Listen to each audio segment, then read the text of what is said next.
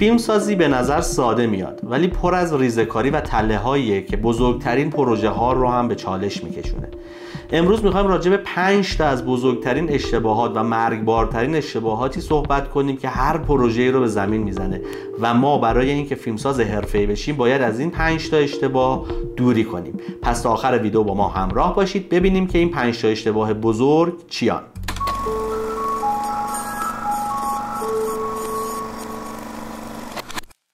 سلام به همه دوستانم در مدرسه فیلمسازی رخ. اولین اشتباه بزرگ و مرگبار نداشتن برنامه ریزی و پیش تولید خوبه. یکی از بزرگترین اشتباهات فیلمسازی اینه که بگیم میریم سر صحنه فی‌البداهه یه کاریش میکنیم. بعدم که میرسیم سر صحنه میگن که تو تدوین درستش میکنیم. آقا اینجوری شد تو تدوین درستش میکنیم. آقا اونجوری شد تو تدوین درستش میکنیم. آقا ما تدوینگرا چه گناهی کردیم در حق شما فیلمسازا که اینجوری میخواید زندگی ما رو به چالش بکشید؟ توی صحنه همون موقع باید درست انجام بدی. خیلی اتفاقات و مشکلات رو سر تدوین هم دیگه نمیشه حلش کرد. بریم چند تا از این اشتباهات رو با هم بررسی کنیم ببینیم این اشتباهات عدم برنامه‌ریزی توی چه زمینه‌هایی که کار رو برای ما سخت میکنه. در واقع فیلمسازی بدون برنامه‌ریزی یعنی یه سفر رفتن بدون برنامه است. دوست داری خیلی جاها بری ولی چون برنامه‌ریزی نکردی اول چیکار کنی بعدش چیکار کنی به هیچ جا نمیرسی، آخرش هم لذت نمیبری. فیلمسازی هم دقیقاً به همین صورته. شما اگر بدون برنامه‌ریزی برین سر صحنه فیلم برداری امکان داره اتفاقاتی بیفته که هم لذت فیلمسازی رو براتون خراب کنه و همین که فیلمتون رو لطمه بزنه. بعدم به این فکر کنید که برای فیلم برداریتون کلی پول هزینه کردید، کلی عوامل آفیش کردید، کلی انرژی گذاشتید و در نهایت نتیجهش قرار خوب نشه. خب چرا باید این کارو بکنیم؟ همون اول با یک برنامه‌ریزی خوب میتونیم جلوی خیلی از این مشکلات رو بگیریم. خیلی از این مشکلاتی که من توی فیلم‌های قبلی خودم، توی فیلم‌های دیگران که رفتم به عنوان فیلمبردار، مشاور باهاش برخورد کردم و به عنوان تجربه‌های بسیار گرانبها به دست آوردم. یه مثال بزنم براتون. شما برای انتخاب لوکیشن مثلا چون نماتون خارجیه تو خیابون قراره بگیرین شما از قبل برنامه‌ریزی نکنید. ببینم چند ساعت طول میکشه تو روز فیلم برداریتون فقط بگردین یه جایی که فیلم بردار بهتون اوکی بده بگه اینجا جای مناسبیه برای فیلم برداری، یا اصلا فیلم بردار اوکی نده خودتون راضی بشید که فیلم برداریتون رو اونجا انجام بدید. شما وقتی میخواین فیلم کوتاه بسازین کلی هزینه کردین، کلی پول دادین، کلی از خیلی خوشی هاتون زدید این پولو جمع کردید که میخواید فیلم بسازید و وقتی هم که وارد صحنه فیلم برداریتون میشید واقعا لحظه لحظهش برای شما طلاست چون پول داره بابتش میره و اگر اون روز نتونید اون کارو جمع کنید باید یک روز دیگه همه اون هزینه ها رو پرداخت کنید. مثلا شما اگر برنامه‌ریزی نکنید که لوکیشن خارجیتون رو کجا قراره بگیرید شما امکان داره 2-3 ساعت شاید هم بیشتر بگردید فقط تو اون روز فیلم برداریتون برای پیدا کردن لوکیشن مناسب. خب چه کاریه؟ شما وقتی قبلش تو پیش تولید فرصت دارین برین لوکیشن رو انتخاب کنید، حتی از فیلم بردارتون بخواید باهاتون بیاد که ایرادات اونجا مشکلی اگر هست برای فیلم برداری همه رو با هم در بیارید و بعد که دیگه میرید سر صحنه با خیال راحت جا مشخص همه چی آماده و فیلمتون رو بگیرید. برای جزئی ترین اتفاقات فیلمتون قبلش فکر کرده باشید. نیایید سر صحنه تازه ببینید چرا من فلان اکسسوار رو می‌خواستم نیست سر صحنه، چرا این پنجره من ساعت 5 بعد از ظهر اومده بودم می‌دیدمش نورش اینجوری بود حالا ساعت 2 بعد از ظهر می‌خوام فیلم برداری کنم یهو چه آفتابی داره میزنه توی خونه. همه اینا نکاتیه که باید با دقت و با جزئیات بهش فکر بکنید. این مسائل جزو اون مسائلی که شاید خیلی خنده‌دار و ساده به نظر بیاد و بهش هم فکر نکنید ولی میرید سر فیلم برداری و به مشکل می‌خورید و بعد تازه میخواید بیاید توی تدوین درستش کنید، در صورتی که اگر از قبلش فکر میکردید خیلی از این مشکلات قابل حل بود و اصلا بهش بر نمیخوردید. یا مثلا توی انتخاب بازیگر، حتما توی انتخاب بازیگر دقت کنید. برای یه نقش آدم 70 ساله نرید بگید یه پسر 20 ساله رفیقمو میارم گیریمش میکنم بعد میشه 70 سالش. بزرگترین لطمه رو به فیلمت میزنید چون در نمیاد، حسش در نمیاد. 70 سالگی فقط به قیافه نیست، 70 سالگی یه حسه. 70 سالگی رو باید درک کرده باشه که آدم بتونه اون 70 ساله رو پیاده سازی کنه. چرا شاید یه آدم 50 ساله بتونه آدم 30 ساله رو بازی کنه چون اون دوران رو گذرونده، تجربهشو داره. ولی به قطع بهتون میگم یه بچه 20 ساله 25 ساله نمیتونه یه آدم 50 ساله برای شما بازی کنه چون که تجربیات یک آدم 50 ساله رو تا حالا لمس نکرده. یه نکته کنکوری هم بهتون بگم، هیچ موقع از دوست دختر یا دوست پسرتون هم برای بازی تو فیلمتون استفاده نکنید. توی مبحث برنامه‌ریزی و در پیش تولید به رج زدن فیلمنامه‌تون هم خیلی اهمیت بدید. اگر بلد نیستید رج زدن چیه و چی کار باید کرد، این بالا براتون یه ویدیو ساختم، حتما برید ببینید و ازش استفاده کنید. اینجا دیگه توضیح نمیدم، ولی حتما از رج زدن و برنامه‌ریزی دقیق برای فیلمنامه‌تون استفاده کنید. یکی دیگه از مباحثی هم که تو برنامه‌ریزی خیلی کمکتون میکنه و جلوتون میندازه بحث استوری بورده.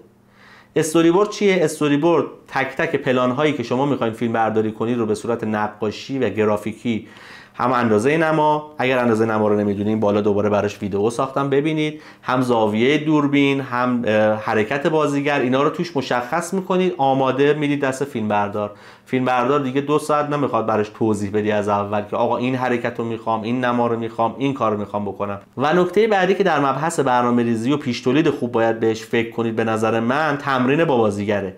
اگر بتونید تو طول پیش تولیدتون با بازیگراتون یه سری تمرین هم بکنید، اگر تو لوکیشنتون هم بتونید تمرین کنید که دیگه خیلی عالی میشه و بازیگرا دیگه تقریبا فضا دستشون میاد، حس و حال دستشون میاد و سر فیلم برداری با کمترین اشتباه میتونید کار کنید. اگر بتونید همه عوامل رو ببرید سر تمرین، اصطلاحاً ما بهش میگیم ماکت ساختن، یعنی حتی با گوشی موبایلتون میتونید اون نماهایی رو هم که میخوای شبیه سازی کنید، بازیگرا که تمرین میکنن، فیلم بردارم کنار دستتون باشه، همه رو یه شبیه سازی خیلی سریع بکنید که دیگه سر فیلم برداری فقط همون رو اجرا کنید.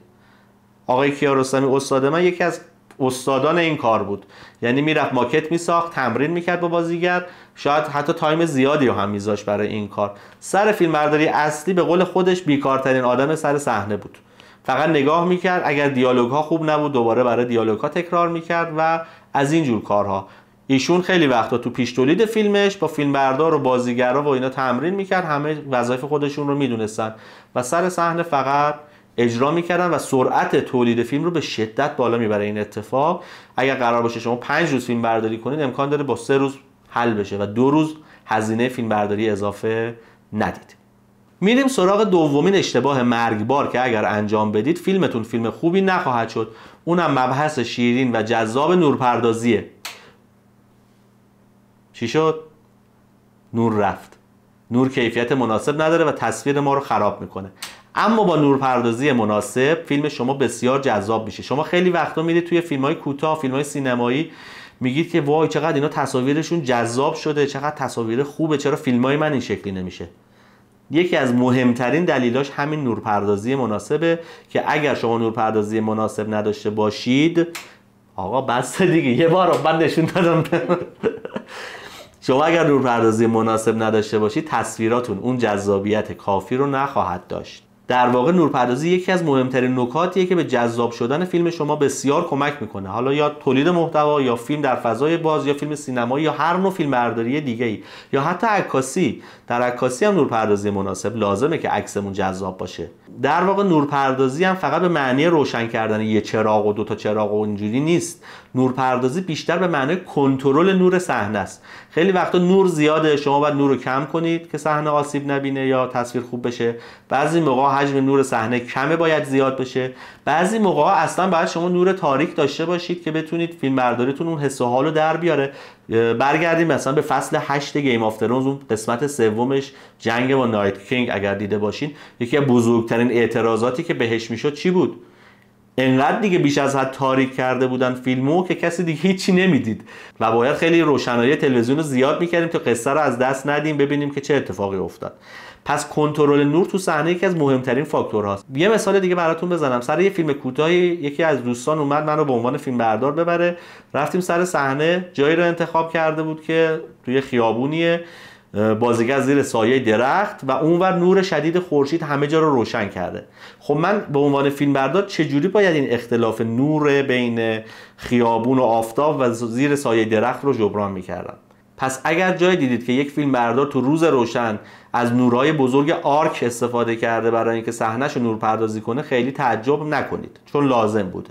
با یه سری وسیله ها و با انتخاب درست شما میتونید خیلی از این هزینه ها رو کاهش بدید. مثلا با یه رفلکتور میتونید یکم نور روی بازیگر رو پوشش بدید، با یه پارچه سفید بزرگ شاید بتونید یه سایه نرم ایجاد کنید برای اینکه خیلی آفتاب تیز اذیت نکنه بازیگر رو و همه اینها رو با برنامه‌ریزی میتونید انجام بدید و تصویرتون رو تصویر قابل قبولی بکنید. این صحبت‌ها که برای فضای خارجی بود، ولی برای لوکیشن داخلی هم حتما و بلا شک باید از نور مصنوعی تا اونجایی که میتونید و بودجهتون اجازه میده استفاده کنید برای اینکه بتونید تصاویر جذاب و سینمایی تری بگیرید. اگر این کارو نکنید تصاویرتون خیلی خام و بیروح میشه، توی اصلاح رنگ و نور هم خیلی کار خاصی نمیشه کرد. شما وقتی نور مناسبی نداشته باشید، اون کالریست بیچاره چجوری میتونه براتون نور رو تنظیم کنه؟ یا باید هزینه بسیار بیشتر از وسیله نورپردازی به کالریست بدید که این تنظیمات رو برای شما انجام بده. پس همون اول با هر چقدر که میتونید، با 2 تا چراغ بعضی موقع ها میبینید فیلمبردار میگه کافیه و من میتونم نور صحنه رو برات درست کنم. حتما نباید خیلی نورای گرون قیمت هم برید اجاره کنید. با 2-3 تا نور ساده شاید بتونید این کار رو در بیارید و خیلی هم خوب میشه. خیلی وقتا میرسیم سراغ سومین اشتباه مرگبار در فیلمسازی و اون هم صدای بده. آخ این مسئله خیلی برای من پیش اومده سر فیلم ها، مستند ها، فیلم های کوتاه، مصاحبه ها. آقا صدا بردار میخوایم چیکار؟ خودمون یه حاشفه میزنیم دیگه. آقا یه حاشف اگر میخوای خودت بزنی، چرا باید یه جایزه اسکار، جایزه نمیدونم فجر بدن به صدا بردار برتر؟ حتما کار مهمیه که برای صدا برداری انقدر ارزش قائل شدن که جایزه بهش میدن. حتما توانایی‌هایی داره که شما نداری اگر بلد نباشی و میتونه خیلی جاها کارتو راه بندازه. من بارها شده به عنوان تدوینگر وقتی یه فیلم اومده زیر دستم، اونم بیشتر فیلم مستند این اتفاق توش میفته، اینه که صداهای بی‌کیفیت، پر نویز، صداهای غیر بالانس، خیلی جاها اصطلاحاً دیستورت شده صدا، خیلی جاها فرکانس ها قطع و وصل شده، خیلی جاها فرکانس نمیدونم نویز روش بوده و من تدوینگر دیگه چیکار میتونم بکنم با این صدا؟ بعد به طرف میگه که خب برای چی؟ یه حاشف بوده دیگه، من پول صدا بردار برای چی بدم؟ آخه اینم شد حرف. و اگر میخواین کار با کیفیت تولید کنید باید به همه جوانبش فکر کنید. حالا برای تولید محتوا مثل این چیزی که من الان دارم تولید میکنم خیلی نیازی نیستش که واقعا هزینه کنید. با همین میکروفون های بیسیم یا باسیمی که وصل میشه به دوربین یا سیستمتون میتونید کار رو راه بندازید. ولی اگه قراره یه فیلمی تولید کنید که جشنواره بره، قراره به کسی نشون بدید، قراره جای حرفه‌ای پخش بشه، واقعا باید هزینه درست بکنید، صدا بردار خوب و کاربلد بیارین سر پروژه. انقدر این مبحث صدا برداری مهمه که من میخوام یک قسمت کامل دعوت کنم از یکی از دوستان صدا بردارم که در سینما، در کلی از فیلم‌های سینمایی صدا برداری کرده، که بیاد یک جلسه کامل در مورد صدا برداری در فیلم و سینما برامون صحبت کنه و نکاتش رو بگه. انقدر که این مسئله مهمیه. یه خاطره بگم، یک فیلم کوتاهی به دست من رسید سالها پیش که یک بازیگر توی ایستگاه مترو باید دیالوگ میگفت و بعد هر صدایی بود به غیر از صدای دیالوگ بازیگر، انقدر صدا زیاد بود. بعد پرسیدم خب چیکار کردی؟ صدا بردارت کجا بوده؟ گفت اتفاقا صدا بردار داشتم، بوم حرفه‌ای داشت، بوم گرفته بوده این بالا و صدای فیلم منو ضبط کرده، چرا صدا اینجوری شده و اینا. گفتم چند تا از عکسای پشت صحنه تو من میتونم ببینم؟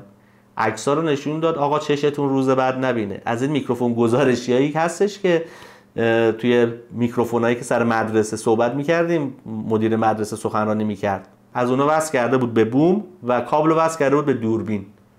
با اون میکروفون میخواست صدا برداری کنه طرف و کلی هم پول گرفته بود. چرا این اتفاق میفته؟ چون که معمولا کسایی که میرن دنبال فیلمسازی به بقیه بخش فیلمسازی خیلی اهمیت نمیدن و شناختی ندارن و اینجاست که سرشون کلاه میره. مدرسه فیلمسازی رخ اصلا برای این تأسیس شده که به عنوان یک مرجعی باشه که همه بخش‌های مهم سینما و فیلمسازی رو بتونیم پوشش بدیم که همه یاد بگیرن، که حداقلش آدما نتونن گولمون بزنن و کار بی‌کیفیت تحویلمون بدن. این رو هم بگم که اگر صدای بی‌کیفیت ضبط کنید و ببرید سر تدوین، نه تدوینگر نه صداگذار حرفه‌ای‌تر هیچ کدوم نمیتونن کار خاصی روی صدای ضبط شده شما انجام بدن. نهایتش یه ذره بالا پایین میتونن صداتون رو بکنن، حجمشو، و اگر یه کوچولو بتونن نویزگیری کنن در صورتی که به صدای اصل فیلمتون آسیبی نخوره. پس سعی کنید همون اول صدای با کیفیت ضبط کنید که دست تدوینگر و صداگذار باز باشه و راحت بتونن فیلمتون رو تدوین کنن. چهارمین اشتباه مرگبار که خیلی‌ها میگن اولین اشتباه مرگباره توی فیلمسازی، ولی از نظر من حداقل توی محدوده کسایی که میخوان تازه فیلمساز شن یا بیشتر میخوان تجربه کسب کنن توی جایگاه چهارم قرار میگیره، داشتن فیلمنامه ضعیفه. از فیلمنامه ضعیف تا اونجا که میشه باید گریزون بود، چون اگر شما بهترین هزینه، بهترین عوامل، بهترین لوازم، هر چیزی که عالیه رو شما بیارین ولی فیلمنامه‌تون فیلمنامه خوبی نباشه، در نهایت فیلم شما چنگی به دل نخواهد زد. حالا اگر بیشتر قصدتون تجربه کردن و تمرین کردنه، خیلی نمیخواد حساس بشید که فیلمنامه‌تون عالی باشه یا نه. بیشتر برین با تجهیزات کار کنید، با عوامل کار کنید، سعی کنید بخشای کارگردانیتون رو بیشتر تقویت کنید. ولی اگر میخواین یه فیلم موفقی کار کنید که توی جشنواره‌ها بره، دیده بشه، بهش افتخار کنید، حتما وقت بسیار زیادی رو برای فیلمنامه‌اش بذارید. حالا اگر خودتون فیلمنامه نویسید که خب طبیعتا باید خیلی وقت زیادی بذارید از قبلش و فیلمنامه‌تون رو آماده ساخت کنید. اگر هم که خودتون فیلمنامه نویس نبودید، اشکالی نداره، شما میتونید از نویسنده‌هایی که میشناسید، دوستان فیلمنامه نویستون، فیلمنامه‌های خوبی بگیرید و بتونید اونها رو کارگردانی کنید. از نظر من و شاید خیلی دیگه از فیلمسازا الزامی نداره که یه فیلمساز یا کارگردان حتما فیلمنامه نویس هم باشه. یه هنر دست جمعیه، یه کار تیمیه. قرار نیست همه کارا رو خودتون انجام بدید، ولی شما به عنوان کسی که فیلمسازه یا کارگردانه باید یک اشرافی داشته باشید حداقل به بقیه بخش‌های فیلمسازی و این خیلی کمکتون میکنه که بتونید یک فیلم با کیفیت و قوی کار کنید. پس سراغ فیلمنامه‌های ضعیف سعی کنید نرید. حالا من باز قصد دارم تو یکی دیگه از قسمت‌ها هم از بچه‌هایی که تو حوزه فیلمنامه نویسی خیلی تخصص دارن دعوت کنم به عنوان مهمان، بیان راجع به فیلمنامه صحبت کنیم. میتونید اون قسمت‌ها رو هم ببینید و ازش استفاده کنید. حالا بریم سراغ پنجمین اشتباه مرگبار. پنجمین اشتباه مرگبار از نظر من حرکت‌های بی هدف و بیهوده دوربینه. حالا اصلا حرکت دوربین یعنی چی؟ اونو یک ویدئوی مجزا براش میسازم، حتما ببینید و ازش یاد بگیرید. ولی اینکه حرکت بی خودی نده یعنی چی؟ یعنی آقا شما میخوای یه نمای مدیوم شات بگیری، طرف فقط دیالوگ داره میگیره، چه نیازیه 360 درجه دورش بخوای بچرخی؟ چه نیازیه با ریل بخوای به سمتش حرکت کنی؟ چه نیازیه بخوای دوربین رو دست بگیری دنبالش بدوی؟ این که بخوای دوربین رو حرکت بدی توی صحنه، توی دکوپاژت، حتما باید دلیل داشته باشه. همه این حرکت ها یک دلیلی پشتشه که فیلمسازها بر اساس اون دلیل از این تکنیک استفاده میکنن. اگر کسی جای دوربین رو روی دست میگیره دلیل داره، اگر کسی دوربین رو حرکت میده روی ریل دلیل داره، اگر کسی کرین میزنه دوربین رو دلیل داره.